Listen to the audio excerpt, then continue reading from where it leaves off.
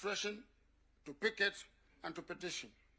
Article 129(2) gives the executive the authority of a public trust and to serve the people.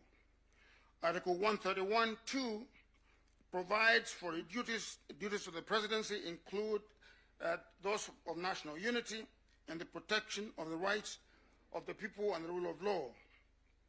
The proclamation, therefore, which the President made on August the 6th is lawful, is time-bound, 120 days, and it seeks to establish a coordination roadmap with clear reporting. And so, therefore, the mechanism itself is ad hoc, it is short-term, and it will move quickly and lawfully. The panel that we intend to create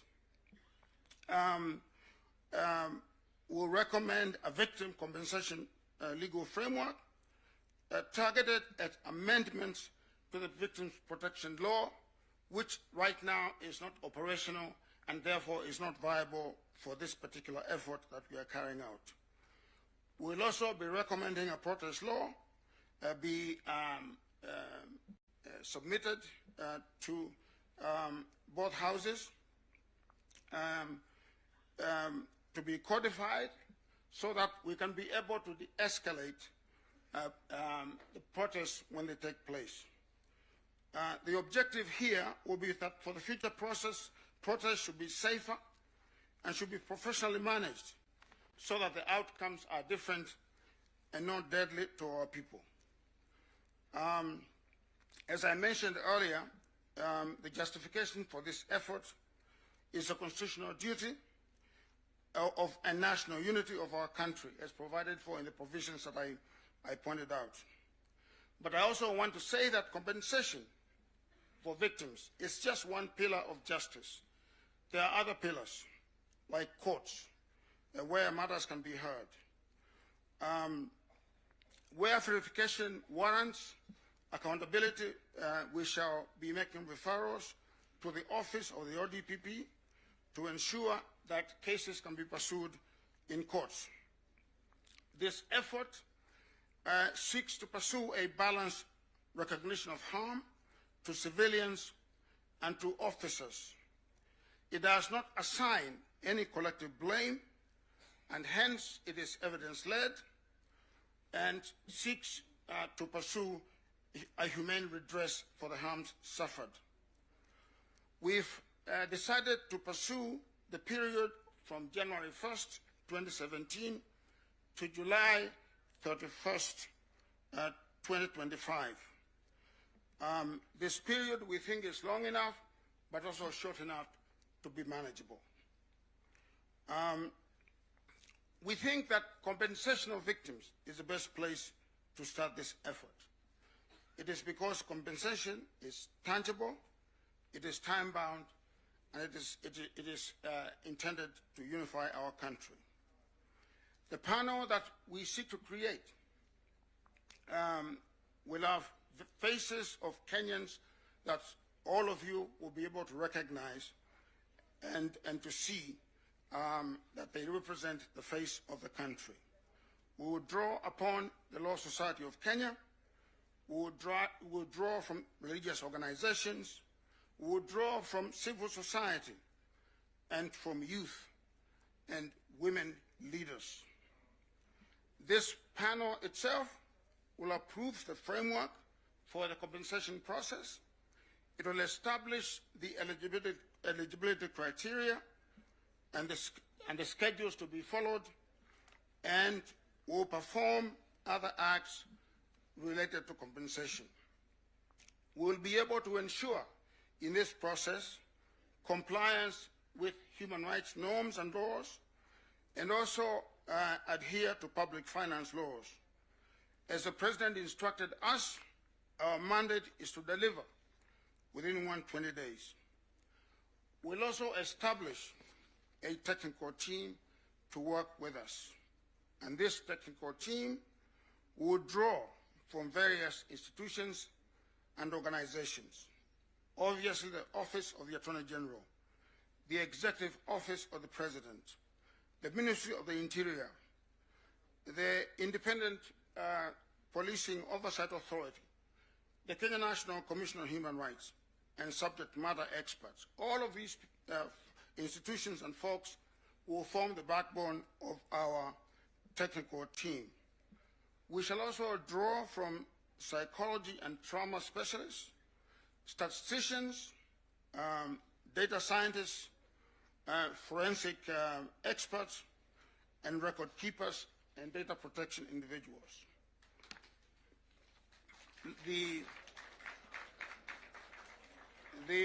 I suppose that is a warning. The Secretariat will be domiciled at the Office of the President. I just want to say that in spite of the steps that I have outlined, that we have made quite a lot of progress in identifying individuals for both teams, for both the panel and also the technical team. And I expect that we shall be announcing this panel by the end of this week. Thank you so much. And we want your support. And we want you to be our ambassadors throughout the country.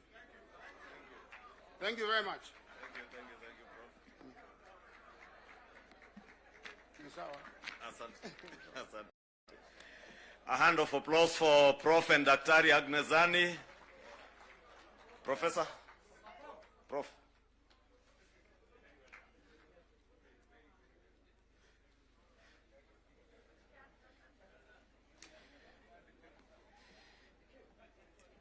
Your Excellencies, the President, Prime Minister, and the Deputy President, with those two presentations, Your Excellency, members, we appreciate the seriousness of not just the implementation of the NADCO report, which we have been appraised on its implementation, and Your Excellency, I must appreciate all the members of Parliament, both in the Senate and in the National Assembly, for the support that they have accorded us in the legislative process of enacting the NADCO legislative bills that we have and those that are still within the two houses. We have committed that we will continue to endeavor to have them adopted and signed into law. Your Excellencies, the 10-point agenda, as has been clearly enumerated by Dr. Agnezani, are not about you as a president or the Prime Minister. These 10 points are about the nation of Kenya. The full implementation of these 10 points are not about ODM as a political party or the Kenya Kwanza coalition parties. They are about the future of our nation.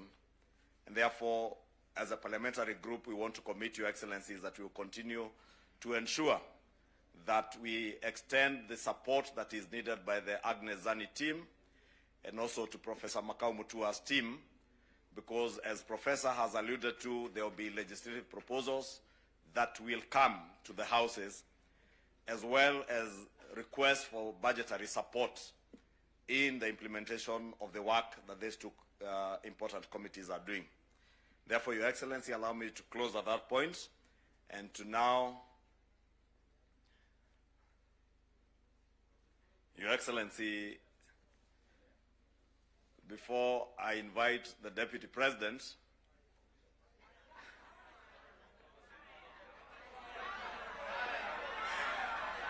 we know whether ni fire si fire, noma si noma.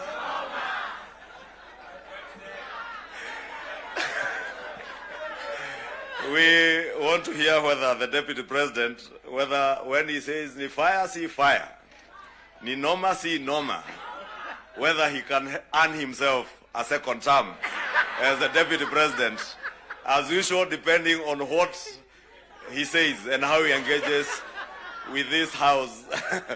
Honorable members, allow me to welcome the Deputy President of the Republic of Kenya, Professor Kithure Kindiki. Very good. Thank you. I wanted the Leader of Majority to delay a bit because the Prime Minister stepped out, because I wanted to take the shortest time here, having seen what my predecessors have gone through. and you know, both my predecessors are just like me from academia. So I was very worried. I wanted really we delay until the Prime Minister comes back. But I'm grateful to what Dr. Zani and team are doing. You're helping the country deal with very, very difficult issues. I am also very impressed by Professor Makao Mutua's work. It's quite a heavy topic that he's handling on behalf of the country. So my sister, Dr. Zani, and my academic senior, Professor Makao Mutua, I wish you Godspeed as you do this on behalf of all of us.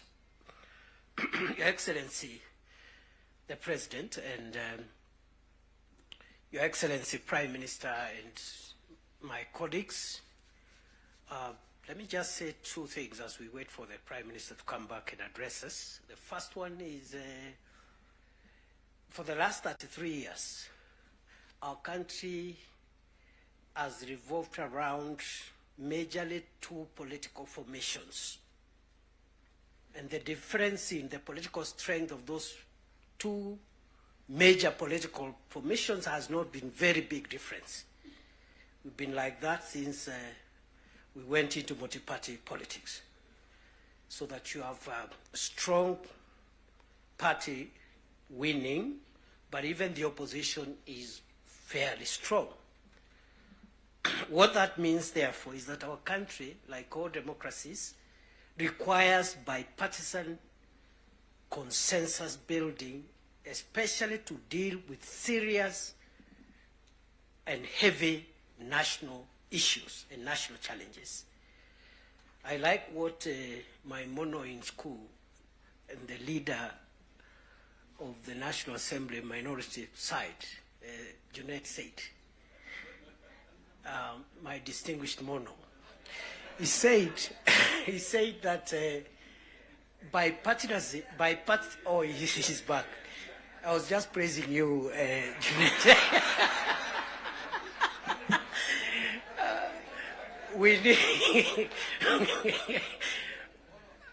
We need bipartisan efforts to heavily lift the serious national issues.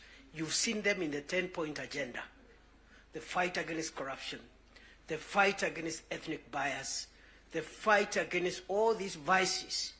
Without bipartisan efforts, no single side can be able to ever lift these national issues.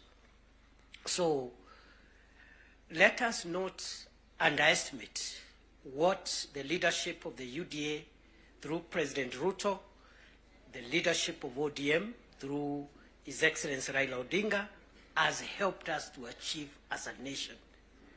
Because none of us alone would have enough political largesse to be able to even lift on some of the issues we are discussing here today. So we are in good space, and for that we must celebrate and acknowledge the visionary leadership of President William Ruto and the visionary leadership and statesmanship of our elder brother, the Honorable Raila Odinga.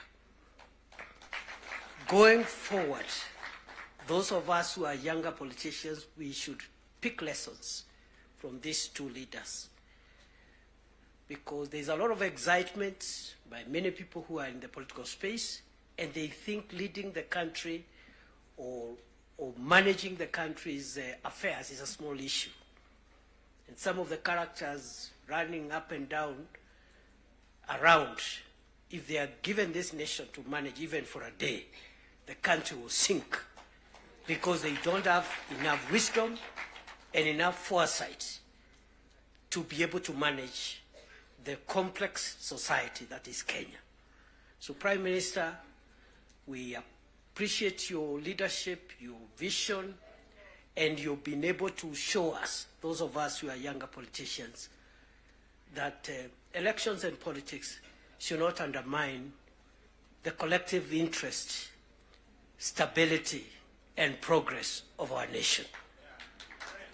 You have helped us understand that individual ambitions to become whatever we want to become should not stand between us and our country's stability, progress, and sustainability. The last point I want to make now that we have reached where we wanted to reach is that, again, just to emphasize that I am happy to see again many political parties whose leadership is here, but although the NADCO and the 10-point agenda was introduced by the two largest parties, UDN and ODM, we have other allies who have joined us from both sides. And what this means is that the country is generally and gradually forming the national consensus that we are looking for. And therefore, for me, the lesson I pick, even looking at the leadership that has spoken here, Stewart Matzayo from Kilifi, Owen Bayer from Kilifi, Junel Mohammed from Migori, Migori and other places, and myself. Those who have felt that perhaps they need space to show their leadership skills, yet they feel their background, their religion,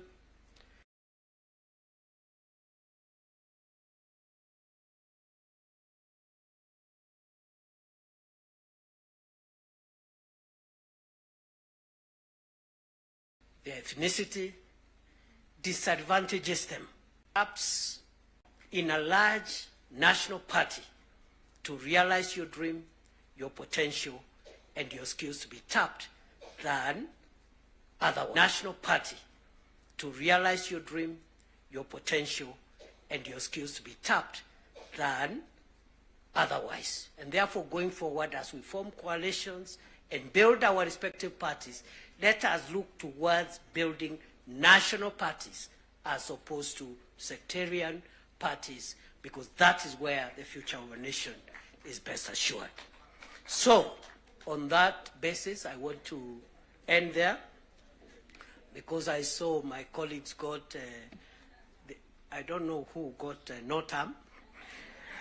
I want to end there and wish this meeting all the best.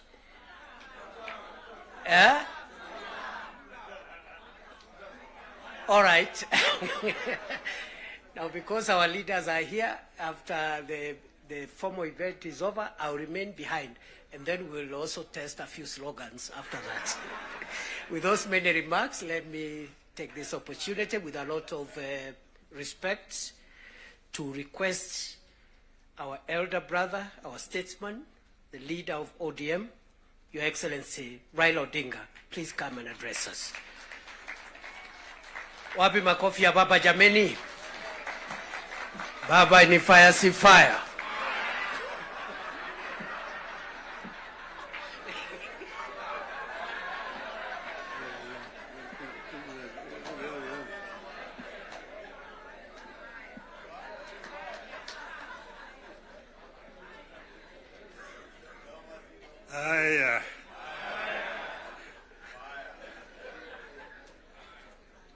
Mr. President, Deputy President, honorable members of Parliament, hamjambo. Hamjambo tena. Hey, I think I see almost a full house. Senators and members of the National Assembly, thank you very much. I'm very happy to be here this morning to see you. I want to say that I'm charged, but I'm not scared. You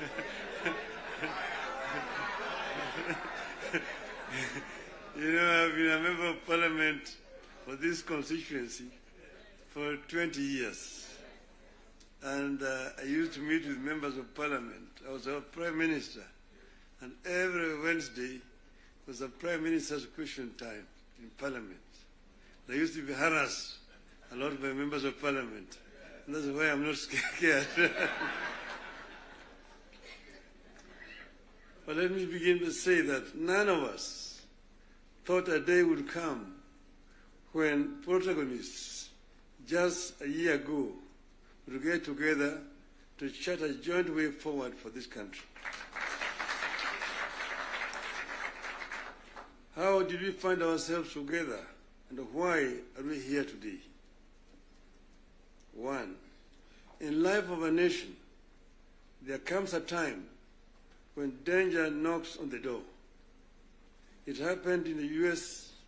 during the Civil War that threatened to dismember the USA as we know it today. There's a region today referred to as former Yugoslavia.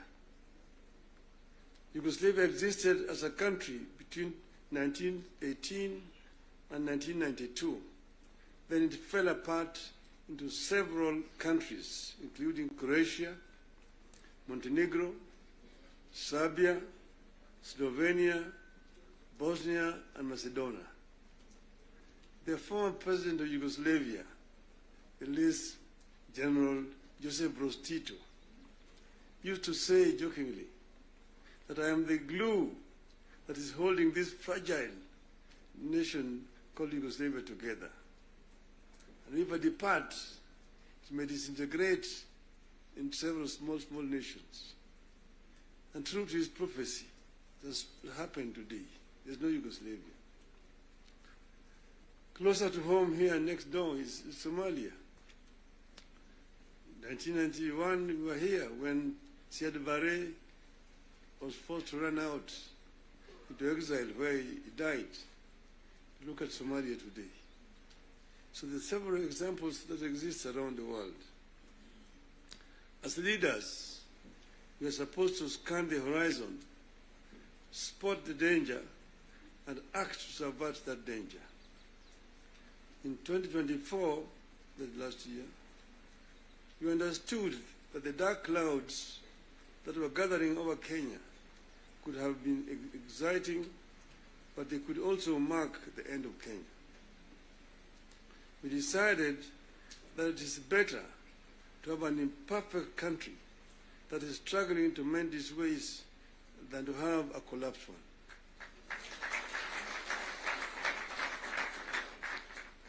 We came together to create an environment in which we can discuss our issues and differences as people of one nation. As you know, and as you know here, there are countries that cannot discuss their issues at home. In my life, I've attended many meetings in London, Paris, Istanbul, Washington, name it, where African leaders are ferried to foreign capitals from their own collapsing countries to discuss issues they cannot discuss at home. We go together to spare Kenyan that shame.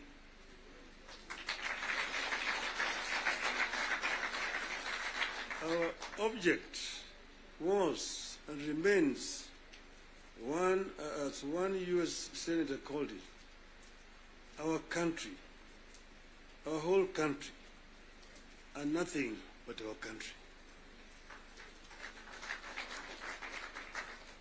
Having stabilized the nation, how have we performed in the intervening periods? How do we do better?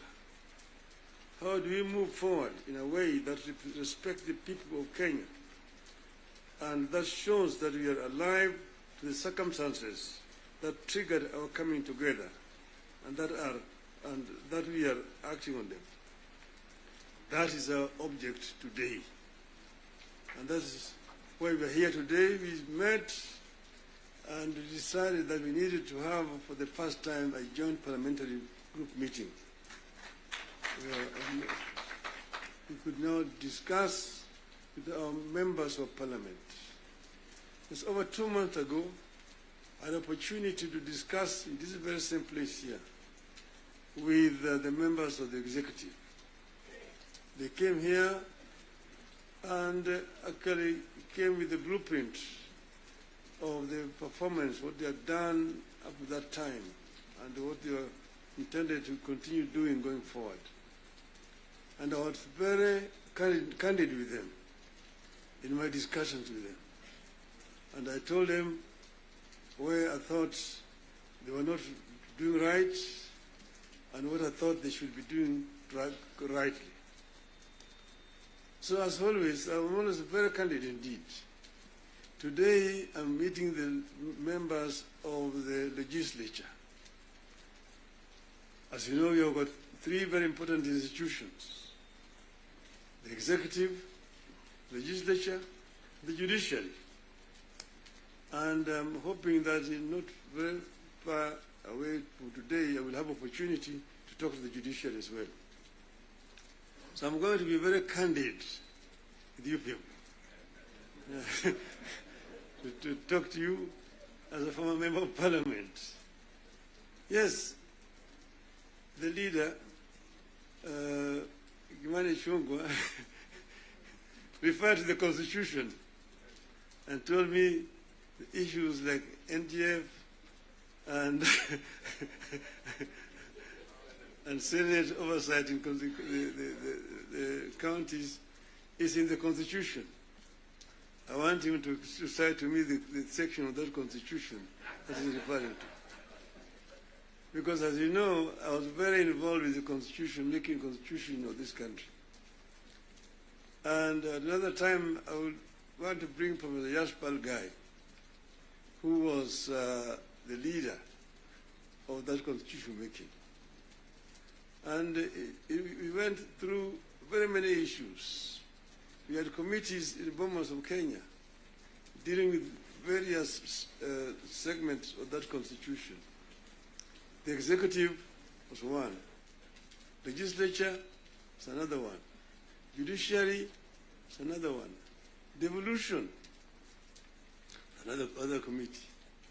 The devolution was very contentious because we had very many people who did not want the devolution because of what had happened at independence. As you know, we started with the devolved system government, Majimbo. The foundation of Majimbo was actually contentious because it was ethnic-based. The colonialists and the settlers had actually instilled fear in the people that all the bigger communities, the bigger tribes at that time, the Luos and the Kikuyus, will lord it over the smaller tribes.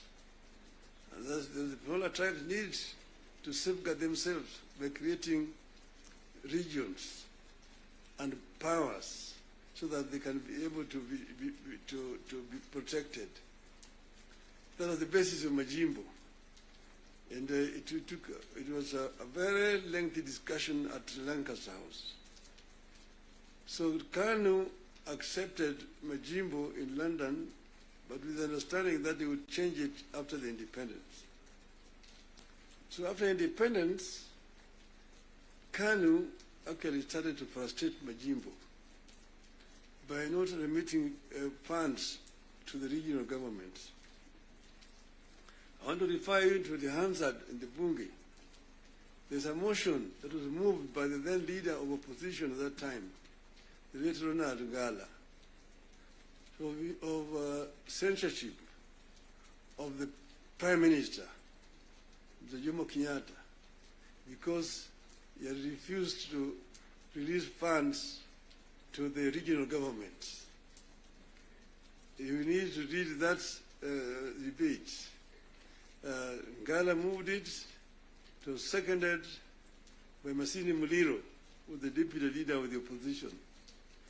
And then Kanu, of course, responded.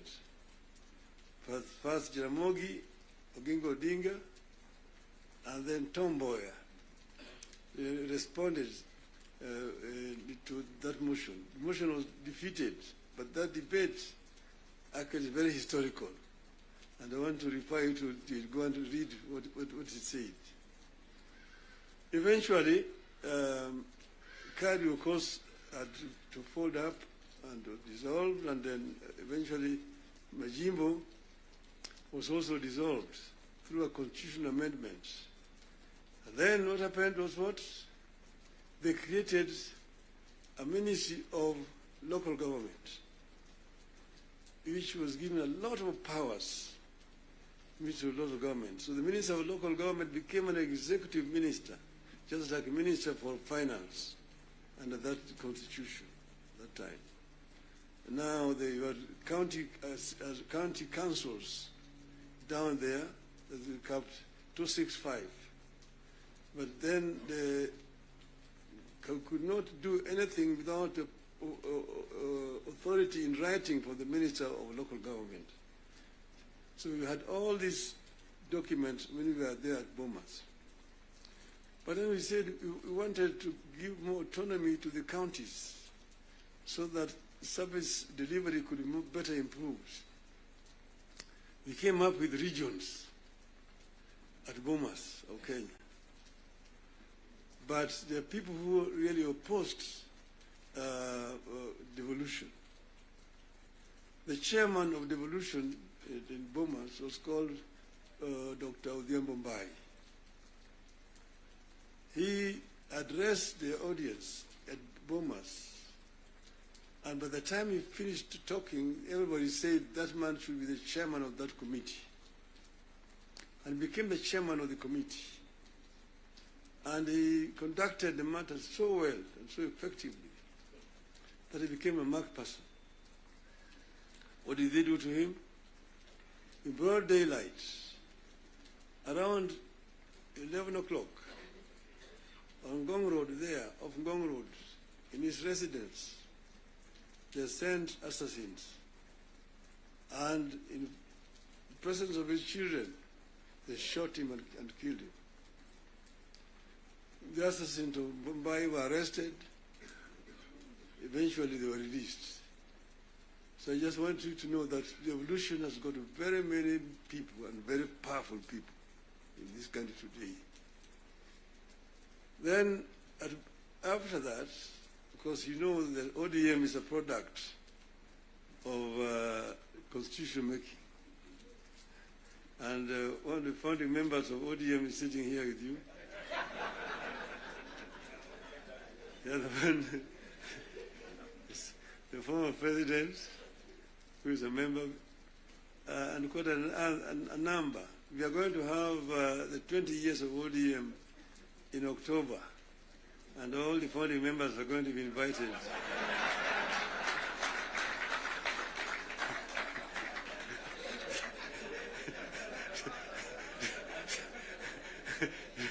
to come and attend. Now, you see, we said that we want, we give clear, responsibilities. The executive, the legislature, and the judiciary.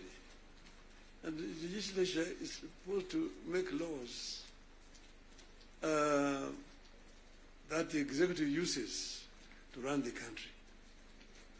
And the judiciary is then there to ensure that in implementation of these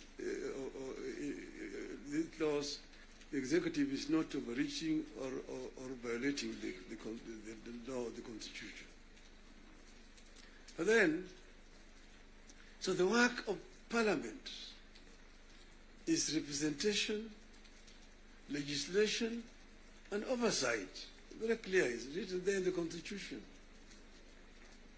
Parliament is not supposed to be implementing. Parliament is supposed to be oversighting. It's not oversighting. And secondly, there is only two levels of devolution. There's, national and one level, county. Constituency is not an element of devolution. devolution arrangements at the county. Down there at the constituency, the county government does implementation of the projects. I'm saying, correct.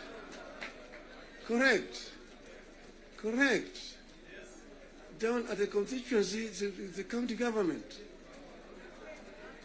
By the national government is supposed to do national projects, and we go down there. And there are functions which are clearly been assigned. Functions which have been clearly been assigned to the national government. I will tell you, your legislatures, and a very famous English politician said that I may not agree with what you have to say, but I shall not defend unto death your right to say it. So listen to me. Let me say it. And then you'll have a chance to come and respond. So I'm telling you, I know that sometimes the truth is very bitter. I was there, and we discussed with the Karue when he was moving around to bring the CDF. The CDF was brought because of circumstances that were prevailing at that time. In those days, with a centralized system of government, there were very little resources which are going down to the counties. And that's the reason why the Harambee became the major ways of mobilizing resources. Sometimes you find nearly 100 cards in your desk for Harambees here and there. Whenever the president moved around, we'll go around to counties, to the districts. And then we'll be addressing people. People will come up to tell them their problems. Mtukufu Rais, hapa kwetu barabara ni mbaya sana, haipitiki. Mvua ikinyesha kuna matope, barabara haipitiki. Mtukufu Rais, hapa kwetu shule yetu hapa, juzi mvua ilinyesha na upepo kaja katoa paa. Watoto sasa wanasoma chini ya mti hapa. Mtukufu Rais, hapa kwetu hakuna maji. Mtukufu Rais, hatuna stima na kadhalika. When he stands to respond, to say, nyinyi mnasema barabara ni mbaya, mnasema hospitali hakuna dawa, mnasema upepo imechukua paa ya nyumba. Mjumbe wenu anafanya nini? Yeye anapiga tu kelele kule kwa bunge. Anapiga tu kelele kwa bunge, hajali mambo ya maendeleo kwake. Kwa hiyo mimi nitatumia mtu kuja kufanya harambee. Lakini leo mimi nitatoa pesa ya kujenga hiyo shule. Kujenga hiyo nyumba. Nitatoa pesa na kadhalika. That was the end of it. So the MP was the one who was being blamed for the failure of the national government to do certain things in their constituency. And that's the reason why we came up with the idea of CDF. That was that time. Exactly that was that time. But then the constituency is now falls under the devolved government, which is being led by the governors. So constituency is not a devolved unit. And members of parliament themselves should not be involved in development because there's supposed to be oversighting. There's supposed to be oversighting. If you have yourself being involved in construction of roads, building of schools, hospitals, who is going to oversight you? Who is oversighting you? So, Mr. President, I hold very clearly that these MPs know that they should not have any business in trying to implement projects in their constituency. Implementation of projects should be left to the county government. Secondly, the oversight, the national parliament oversight the national government, whether it is the National Assembly or the Senate. oversighting of governance, the responsibility of MCAs, members of the County Assembly, not the senators. It's not the responsibility of the Senate to oversight. Senate wasting time of governors to come and answer questions about roads in the counties. And thirdly, the issue of extortion. The issues of extortion. The issues of extortion. Majority Leader, you talked of, you didn't talk of extortion, you talked of lobbying. Lobbying is okay. In the US, you've got lobby firms which have formed to lobby the members of the Congress. They come to lobby, they're known, they're officially registered as lobbyists. They come to lobby the members of Parliament. But lobbying is a different thing from extortion. From extortion. That you have a member, every committee has got a member who is how do you call him? Welfare. Welfare Bungi is giving a very, very image of Parliament, that members of Parliament should not be soliciting funds from because you see, listen to me, you know, the environment that we are creating here in this country is very, very hostile to investments. Foreign investors who come to the country bring their resources in the country to invest it here. And when they bring their resources, when they find there's too much bureaucracy and there's too much extortion, they run away. Private capital is risk shy. Risk shy. And when, for example, somebody has come with his resources to start a project, and then you find somebody beginning to make noise that, oh, this project has not been approved. This project has not been approved. Or this project is being corruptly implemented. They run away. They run away. And delaying of the projects. And you find a situation where members of Parliament inviting parastatals and so on, and even purporting to be cancelling projects that have been signed. That is the work of the executive, not the work of the legislature. So the legislature should not be competing with the executive in terms of implementation of projects. Allow the executive to implement and just correct them when they go wrong. That's the country will develop.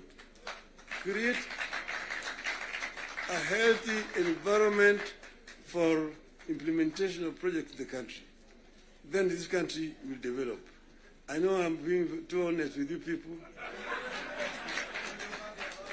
And I know that the facts, the truth sometimes is so painful, but I think it is important to say this to honourable members of Parliament. Thank you very much. May I now invite my brother to come and address you people.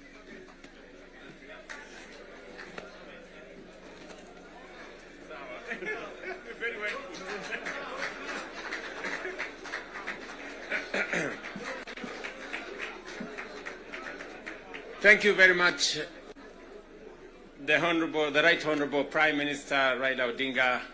Ladies and gentlemen, let's take our seats. Thank you very much.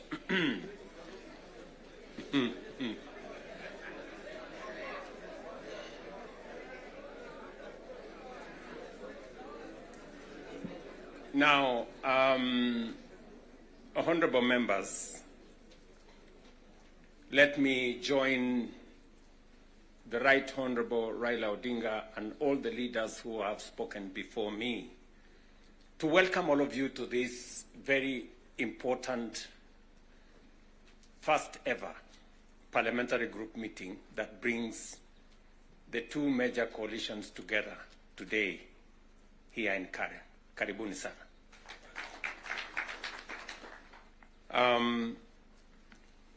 The Right Honourable Raila Odinga has given us the context of why we are meeting here.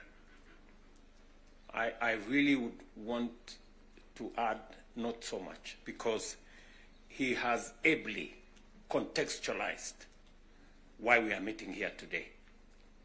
That we have a nation to look after and we have a nation to protect, and there are options that are available to us,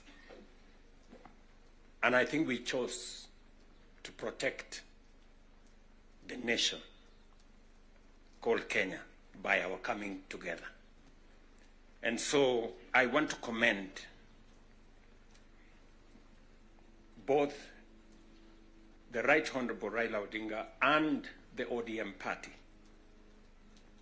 my former party, for standing up to be counted when the country needed leaders to stand up for Kenya. It may have been easy to do the opposite. It may have been popular to do the opposite. I know many people have vilified the Honorable Raila Odinga and the ODM party for the decision they took to stand for Kenya when there was need to do so. And let me say the following as the President of Kenya today. We have come from very far as a nation. We stand here today as a robust democracy, a nation that is making strides in our national development. And I want to speak to you candidly. I don't have a written statement because I really wanted to speak to you from my heart. Because where I stand today, I've had a political journey as a person. And by God's grace, I have come very far. You know, out of the 5 people who have become presidents in Kenya, I am one of them. I don't take it for granted, and I don't take it lightly that God has given me an opportunity to be one of the 5 Kenyans who have had the opportunity to lead this country. And I must say this to us as leaders, that a nation, the progress, the destiny of a nation is decided by leaders. As to whether we are going to be a progressive nation or we are going to be a failed state is going to be determined by leaders, by us, the people who are sitting here. And therefore, the place of leadership is almost sacred. Nobody becomes a leader by chance or by default or by mistake. Today, you are a member of parliament or a senator or a governor or the position I hold and all the other positions that we hold because God and destiny has given us that chance. And we must think about it deeply. And so I want to ask you as leaders,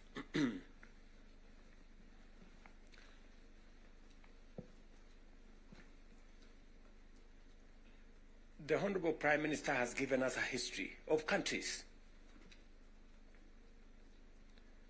I will add to that list 2 countries.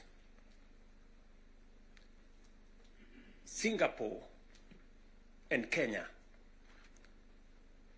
were the same countries 60 years ago. Malaysia and Kenya were the same 60 years ago. But today, we play in different leagues. They have managed to progress to the first world. We are still where we are. The difference between what Singapore has become and what we are is leadership.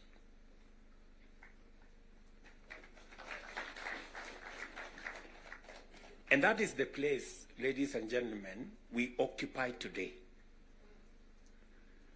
So that you understand the importance, the sacred position you hold as a leader. Sometimes people want to ask,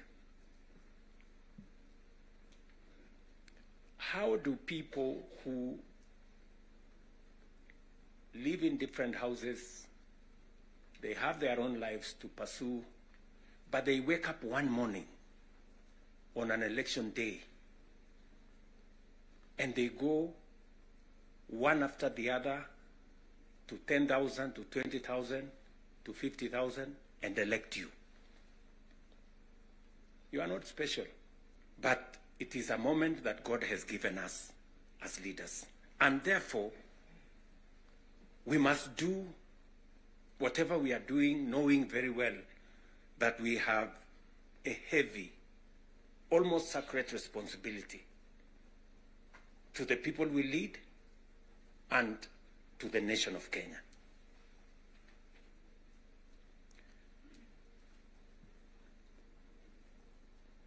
And it is not that we don't know what we should be doing. We all know what very good manifestos all the time. And in fact, if you look at, and I keep referring to this, if you look at the manifesto of Kenya Kwanza and the manifesto of Azimio, the difference is hardly 20-30%, 70%. We share what we think should be fixed in Kenya. But politics somehow has taken our country hostage, that we cannot do what we all know we should do.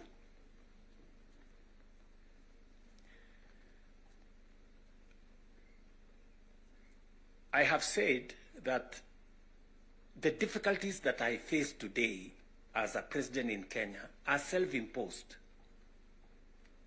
You know, I imposed on myself all these difficulties. Implementing the new funding model, implementing SHA, implementing housing, doing all those things. If I hadn't done any of those, I would be a very popular person, and but the country would not have moved anywhere. I am confident that if Raila had become president, he would be doing what I'm doing. Yes. He would be implementing SHA. He would be implementing housing. He would be doing reform in the education. He would be doing reform in agriculture. I know that for a fact, because I have been in his school of leadership. That's the correct position. And he would be as unpopular or as he'd be having the same difficulties that I have today. But these are necessary for Kenya to change. Friends, we cannot change the country otherwise. And that is why he has the courage to stand here and tell you, let us stop the extortion. Yes. Very few leaders can stand here and tell you to stop the extortion that is going on in Parliament. I'm telling you the truth. Very few leaders. Because we like making peace with mediocrity.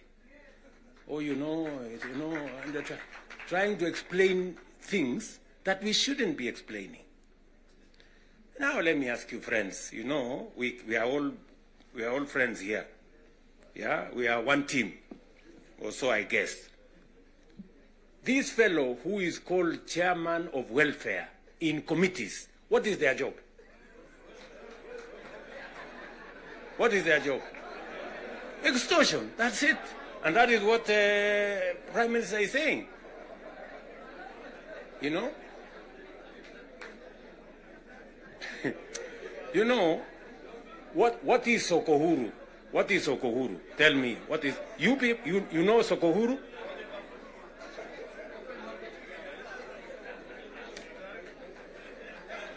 So, let me tell you. No, no, you see, and this is the same problem that we face. This is the same problem that we face. Because, look, for example, we passed the law that we all know, friends, we all know the problems we go through with fundraisings for people who have hospital bills. All of us. In your phones, you have WhatsApp groups. So-and-so has this, this condition, so-and-so has this condition, contribute here. True or not true? Yes. But we don't want to fix it because it's difficult.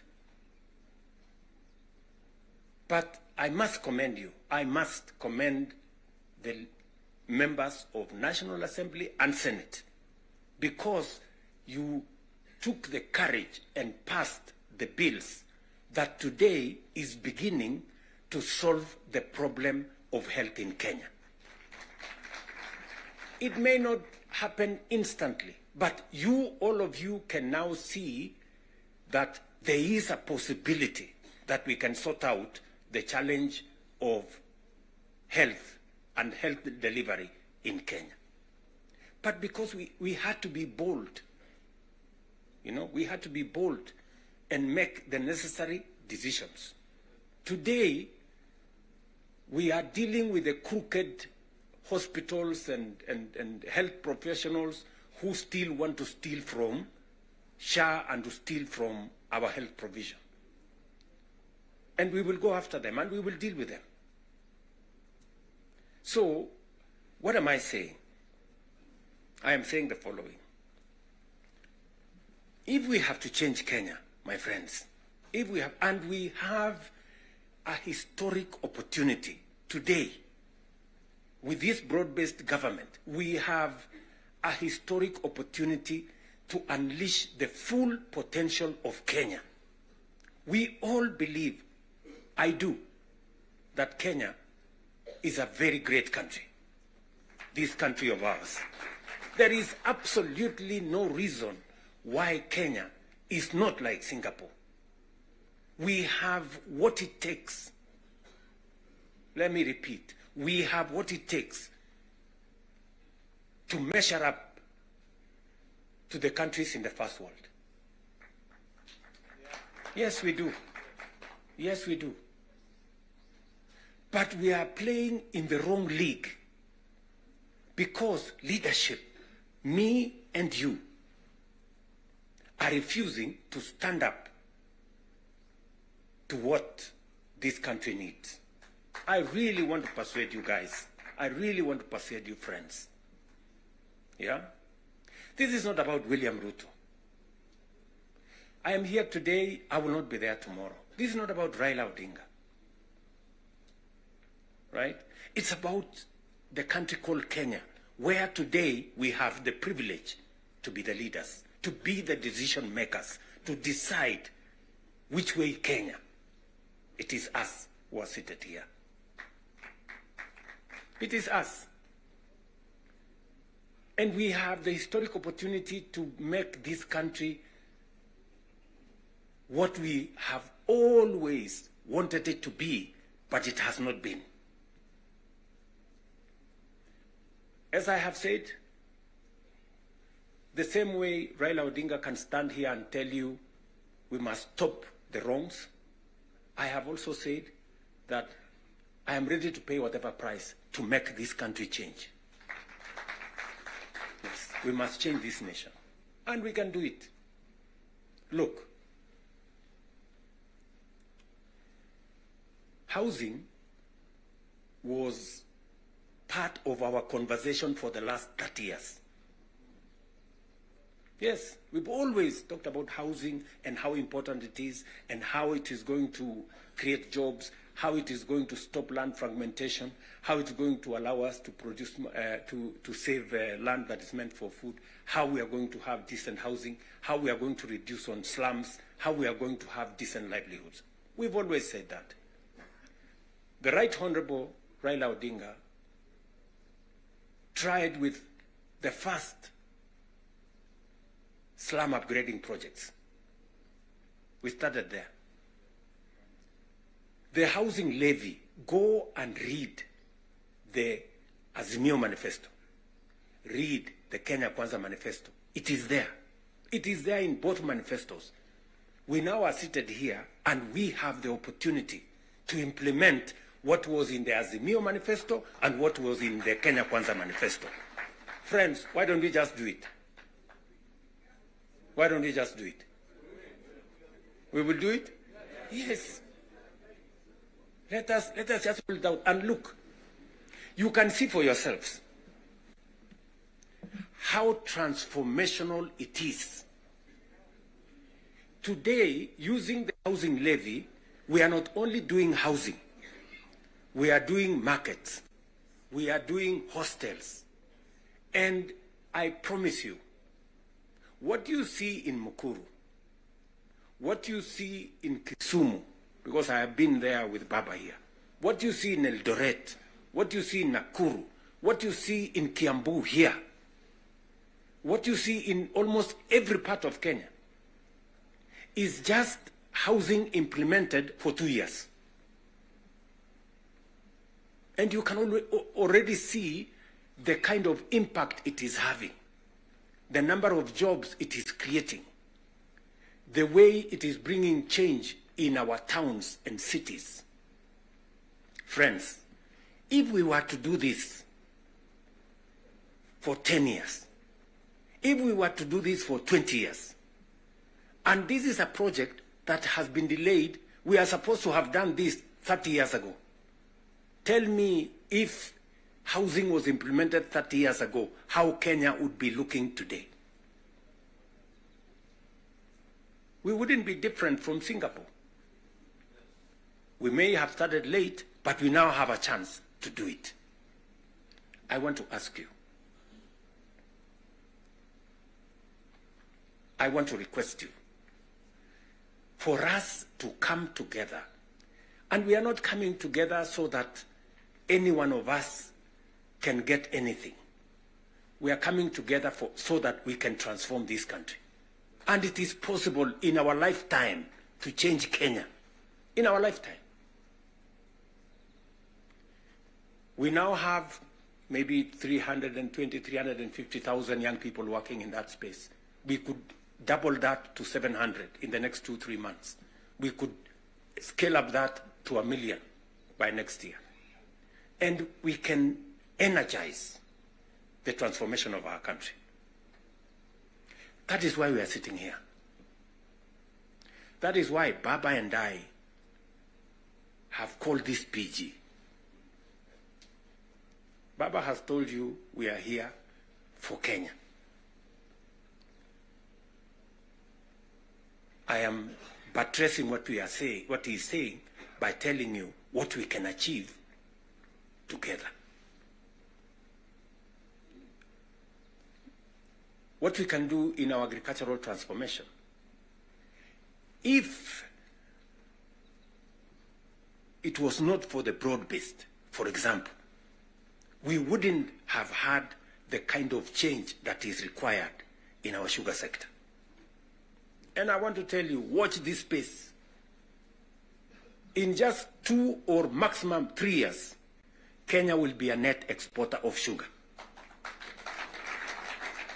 Just 2 or 3 years. This country, which perennially we have been looking for safeguards from COMESA. Every year, we are looking for safeguards from COMESA. We are spending public money to go and pay for sugar, to go and pay for farmers, to go and pay for workers who don't work for government, just because we couldn't bite the bullet and tell the crooks there to get out. Now we have told them to leave. And I want to promise you, I want you to hold me to it. We are going to change the sugar sector. We are going to change the coffee sector. You have already seen what is going on in coffee. There is still a little bit of pushback, but we will deal with it. And on and on and on, and we can transform our whole agricultural sector. Just the little interventions that we have done standing together. You people in Parliament making sure that we are subsidizing production. And I must commend, Parliament has always provided money for us to support the production of the country, either through fertilizer or seeds or other interventions when we have brought it to Parliament. So you're part of the making of the history of our nation. Just imagine we have reduced the imports of maize, for example, by 70%. Reduce the imports of sugar by 70%. And we can make that progress if we are focused on where we want to go. And that is the reason why we have to make the decisions that we have made work. It is the reason why Baba and I have appointed Agnes Zani and her team, so that what brought us together, we don't forget. The 10-point agenda that we have signed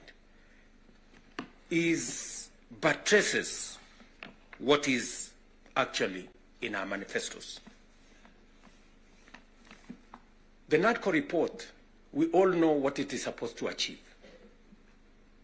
And if we stand together, we can achieve all the legislation that is recommended by the NADCO report.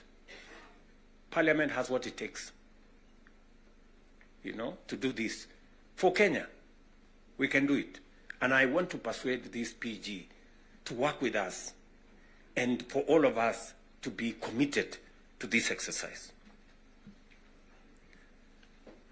Protecting devolution. There is need for us as a nation to distinguish between governance and devolution. The governor is not devolution. The governor is a person.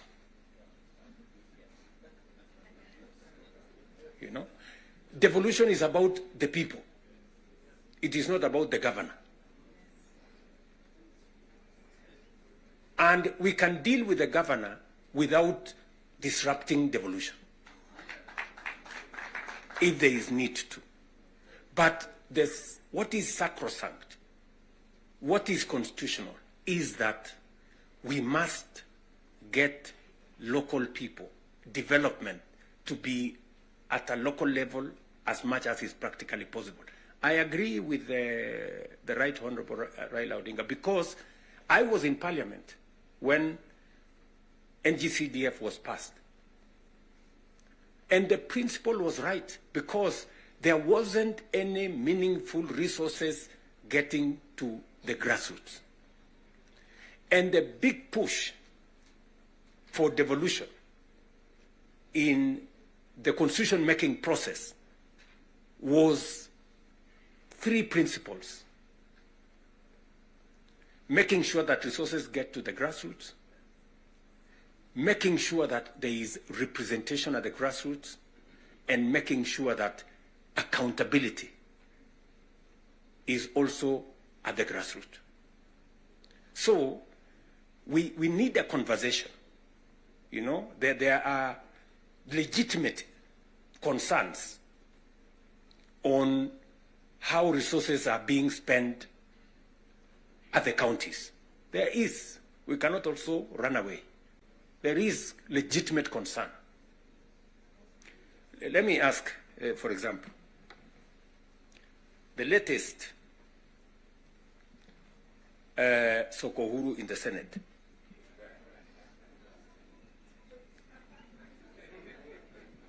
because you have to accept, by virtue of the position I hold today, I am a consumer of raw intelligence. I know what's going on. Where does somebody find 150 million? Where? Huh?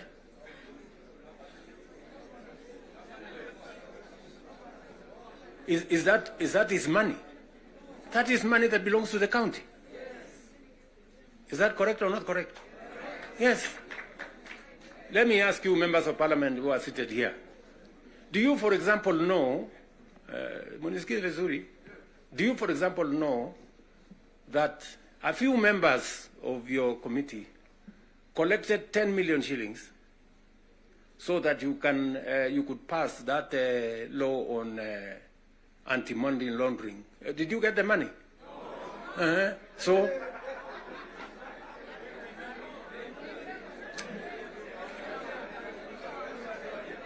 So, going forward, si tunataka tukubaliane, si we are one team. Yes, there are people who are destroying the credibility of Parliament. And they are collecting money in the name of Parliament. And some of the time, or most of the time, that money never gets to Parliament, it gets to a few people. We are not going to shame them. We are going to arrest them. Yes.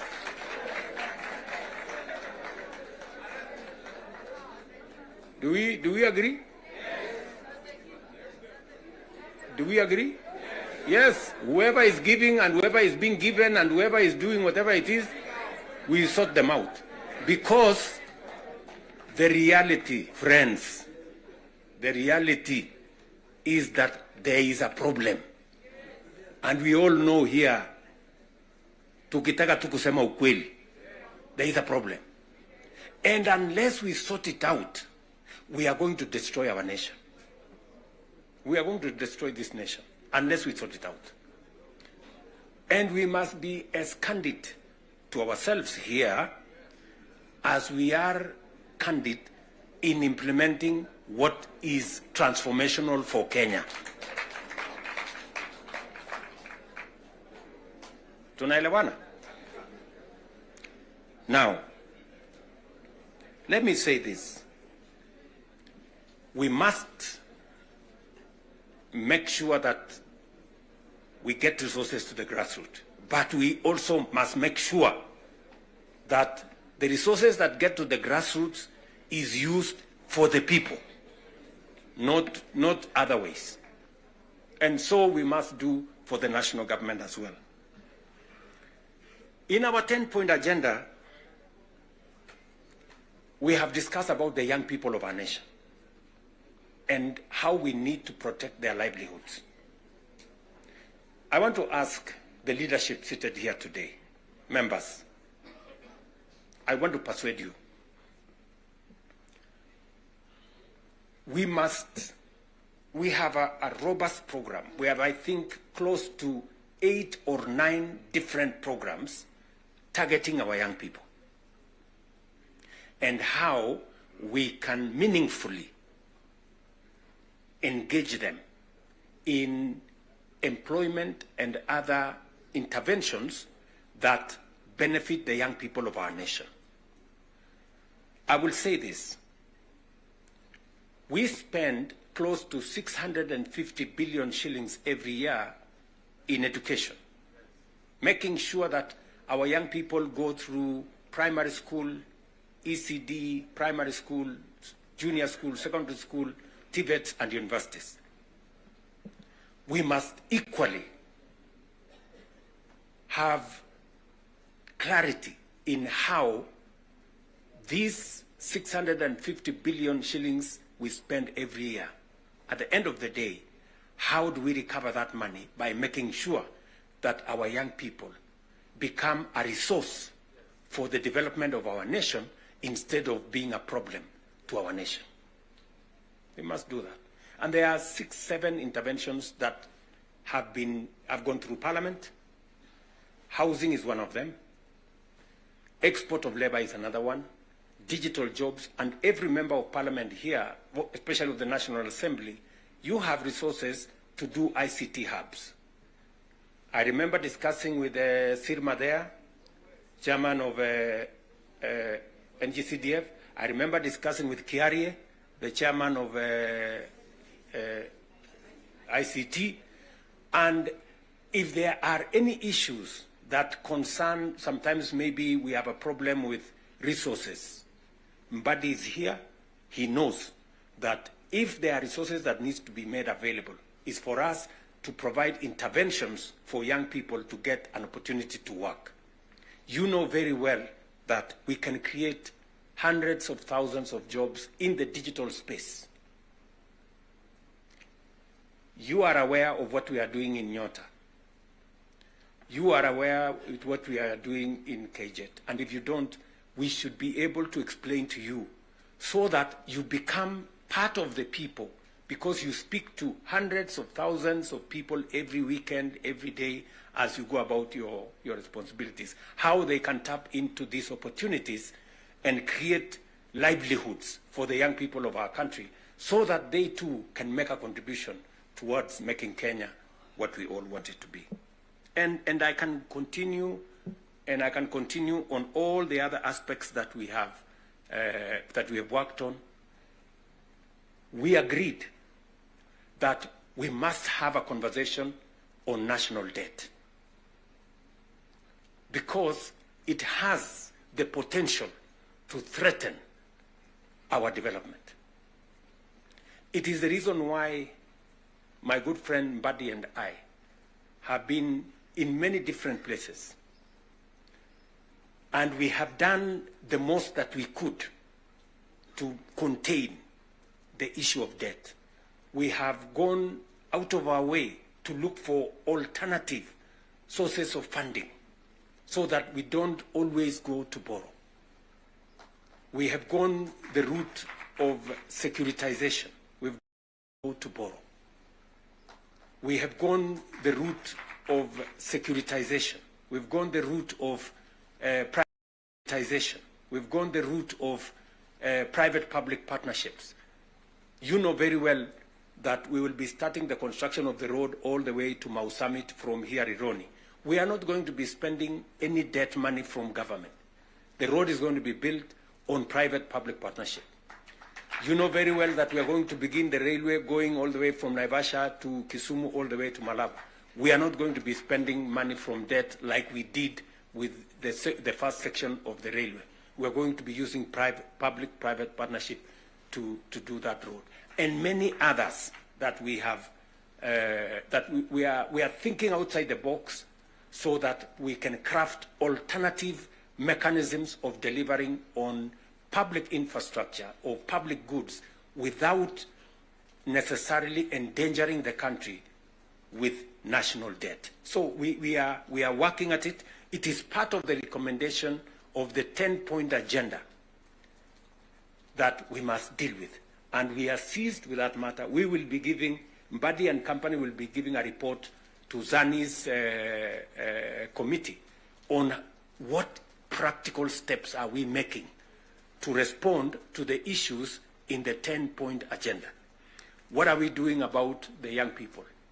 We will be able to tell Zani and the PG should be there to monitor what we are doing so that we not only do it for us, but we also do it for the people that we represent.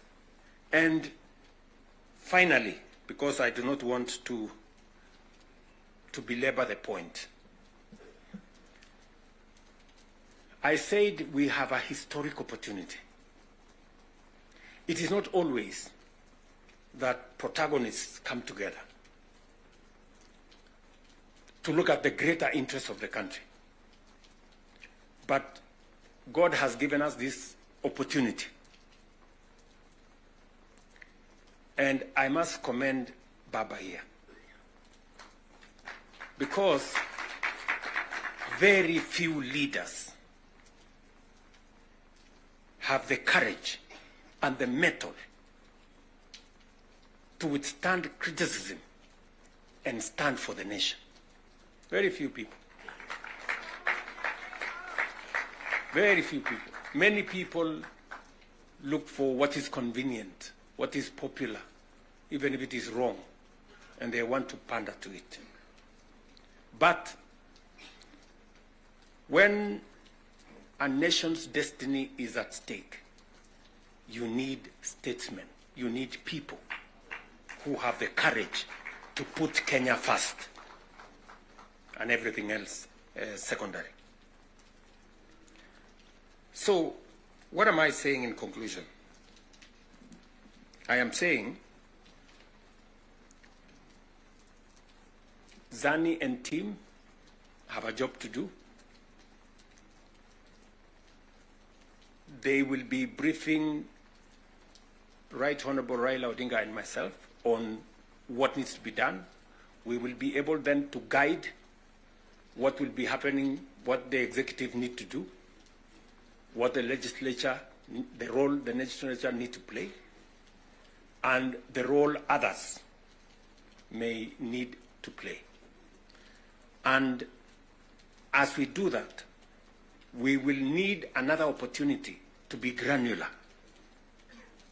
Today was the first occasion for us to deal with this.